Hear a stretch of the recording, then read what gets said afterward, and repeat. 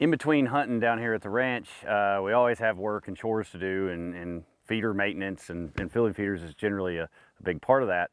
And I thought it'd be a good opportunity to talk about the different kinds of feeders, mainly between a broadcast feeder, which we have over there, and then here, a gravity feeder. And I know a lot of people outside of the state of Texas don't utilize feeders like we do. My buddies up in Kentucky, for instance, they just go and they buy 600 pounds of corn and throw it on the ground. And that's, that works for them, but you also run into issues, corn, feed, Big and J, whatever feed you're using, it's feed.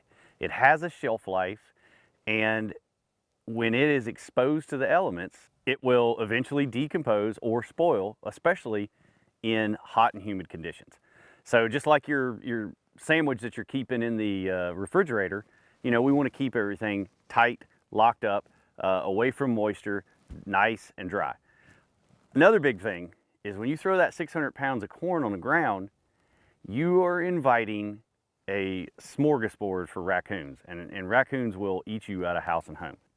This helps limit the amount that varmints eat out of your pocket. And so on this one, this particular gravity feeder has the option to add the timed version.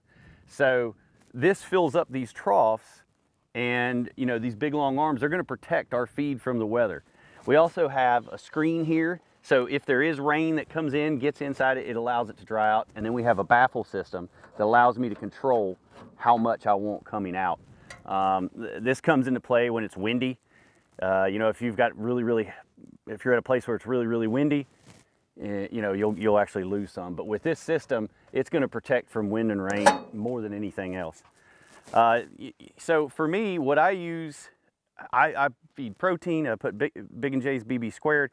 I use gravity feeders, especially during the spring and the summer. And I want to make sure when a buck comes to that feeder, it's full.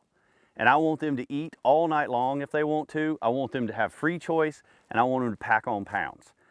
The gravity feeders that we have around here, we've got several that are 2,000. We've got a couple of 1,250, and that's so I can fill those up. And then I know during the crucial months in the spring and summer that they're going to have enough nutrition, because a buck has to take care of his body first before he's going to take care of his antlers. At the same time, I want to make sure that we've got enough out here to where our does, when they're pregnant and then when they're lactating, are able to get all the nutrients they can. So I use these more for nutrition. However, in the season, I still have this one going. And I keep a few in certain places where I still want that protein, because when you get to the rut, you'll find that a lot of these deer won't come to corn. If they know that there's a protein source and they only want to take a 2-minute break to eat from chasing does, they're going to go with what gives them the most energy and the biggest bang for their buck, and it's not corn. So in some of those areas, that's why I keep these going.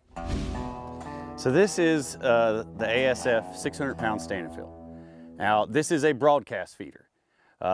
It is meant to broadcast corn as far as it can. It's got a heavy motor, it runs off of 12 volt, and it's going to shoot corn out.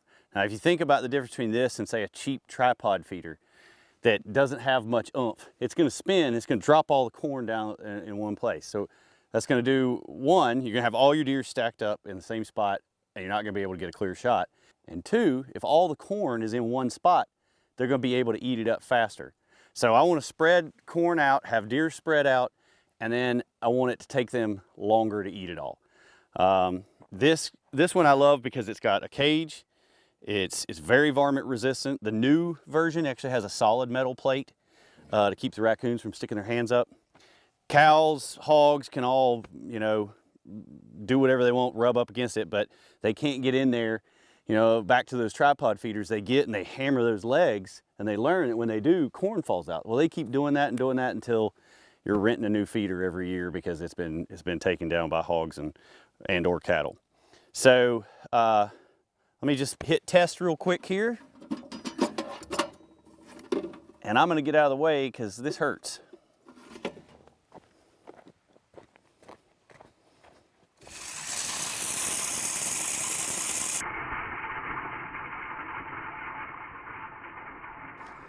Just to kind of recap, All Seasons makes all kinds of feeders, whatever you need I mean, they've got something that'll suit your need. I don't think that there's any one feeder type that's better than the other. It just, they have different uses. You know, so we don't really run corn during the off season. We use it strictly as bait. You know, corn is 7% protein. It's basically like a candy bar. So it's for attraction and bait.